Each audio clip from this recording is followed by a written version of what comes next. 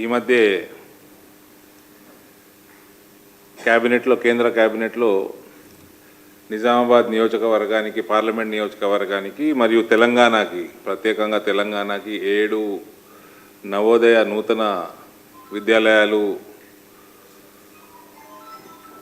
కేటాయించినందుకు నరేంద్ర మోదీ గారికి ధన్యవాదాలు తెలియజేస్తూ అందులో 7 కూడా ప్రత్యేకంగా 2 నిజామాబాద్ పార్లమెంట్ నియోజకవర్గానికి కేటాయించినందుకు ప్రత్యేక ధన్యవాదాలు తెలియజేస్తూ జగిత్యాలు నిజామాబాద్ జిల్లా ప్రజల తరఫున ఆయనకి కృతజ్ఞతలు తెలియజేస్తా ఉన్నాను.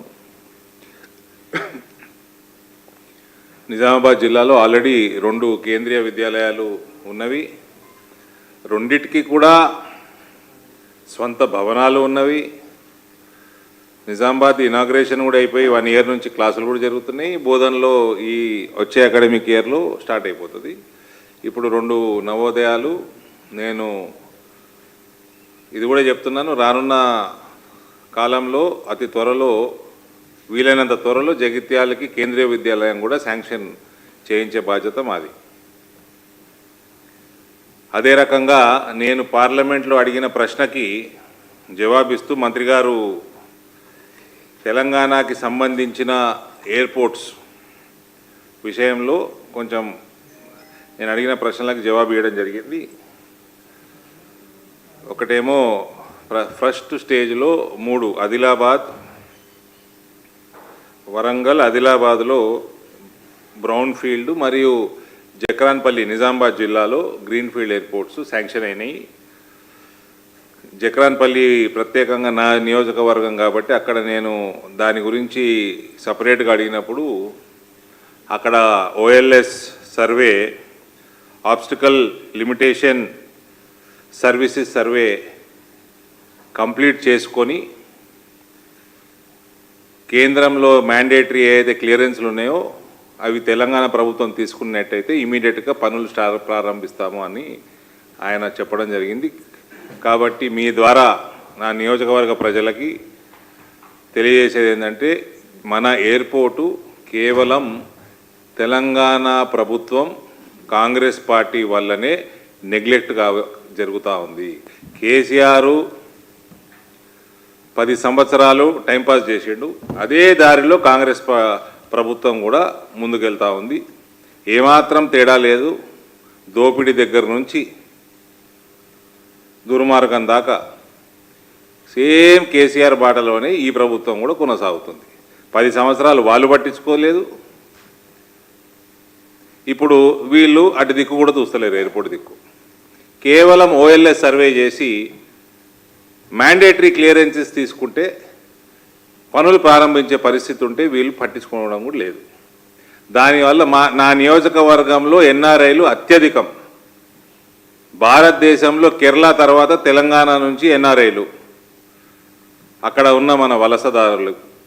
అది నేను సంతోషపడాలన్నా దుఃఖపడాలన్నా కూడా తెలియదు నాకు.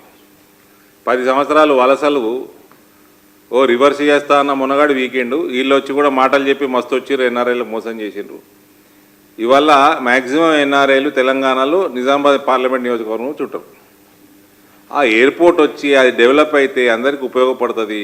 అక్కడ పంటలు ఎక్కువ, agriculture very rich district Nizamabad district. నా పార్లమెంటు కమర్షియల్ క్రాప్స్, వడ్లు అనుకోండి, ఏ పంట అయినా మంచి అగ్రికల్చర్ చేసే ప్రాంతం అది.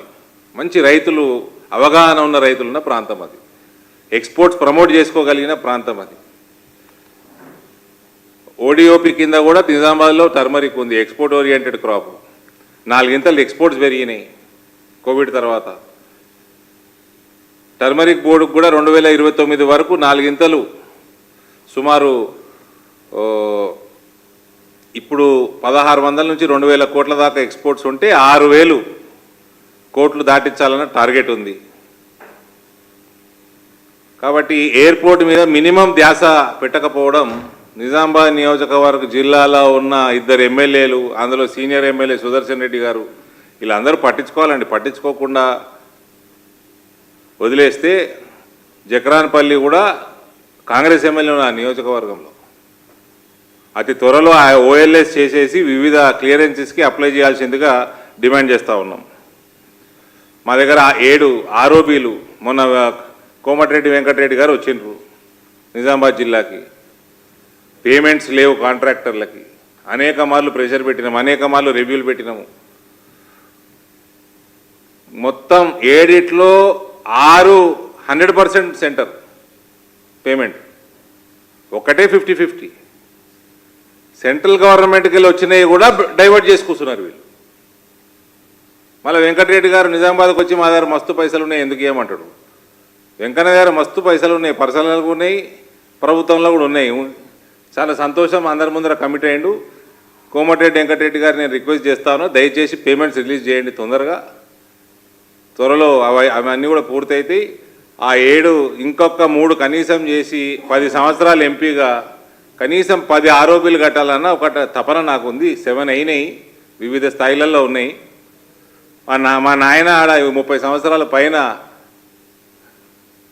ఒక ఇంపార్టెంట్ పొలిటీషియన్ ఉన్నాడు ఆ జిల్లాలో. నిజామాబాద్ అర్బన్కి కన్ఫైన్ అయ్యింది యాజ్ ఎ లెజిస్లేటర్.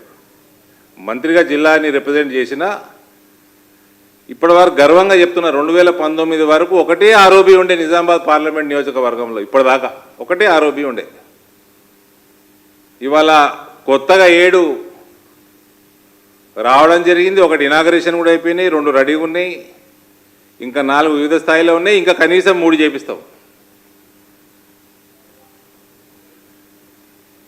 కాబట్టి నరేంద్ర మోదీ గారి ప్రభుత్వానికి నవోదయాలు కానివ్వండి, కేంద్రీయ విద్యాలయాలు కానివ్వండి, ఆరోపీలు కానివ్వండి, ఈ జక్రాన్పల్లి ఎయిర్పోర్ట్ విషయంలో కానివ్వండి, ఆయన ధన్యవాదాలు తెలియజేస్తూ రాష్ట్ర ప్రభుత్వం జక్రాన్పల్లి ఎయిర్పోర్టు తొందరగా ప్రారంభమయ్యేటట్టు వీళ్ళు చేయాల్సిన కార్యక్రమాలు తొందరగా చేయాలని మేము డిమాండ్ చేస్తూ ఉన్నాము.